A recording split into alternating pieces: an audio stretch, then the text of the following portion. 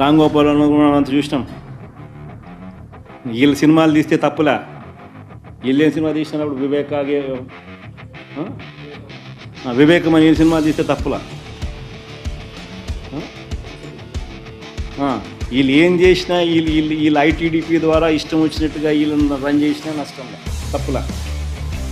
వీళ్ళు ఎవరి మీద ఏ రకమైన మాట్లాడినా తప్పులా? రామ్ గోపాల్ వర్మ చేసిన సినిమాకు సెన్సార్ బోర్డు అప్రూవల్ ఉంది. సెన్సార్ బోర్డుకు పోయింది, సెన్సార్ బోర్డు అప్రూవల్ వచ్చింది. అప్రూవల్ వచ్చినాకనే రిలీజ్ చేసినాడు. మళ్ళీ ఆయన సెన్సార్ బోర్డు అప్రూవల్ వచ్చిన తర్వాత నువ్వు రిలీజ్ చేసిన సినిమాకు ఆయన సినిమా తీయడం తప్పు అన్నట్టుగా నువ్వు ఆయన మీద కేసులు పెడితే, ఆయన నువ్వు పిలిపించే కార్యక్రమం చేస్తూ ఉంటే, ఆయన నువ్వు అరెస్ట్ చేయాలని ప్రయత్నం చేస్తూ ఉంటే ఇల్లీగల్ డిటెన్షన్ కాదా ఇది? సెన్సార్ బోర్డులు ఎందుకు ఉన్నాయి? సెన్సార్ బోర్డు అప్రూవల్ వచ్చిన తర్వాత నువ్వు చేస్తూ ఉన్నది ఏంది?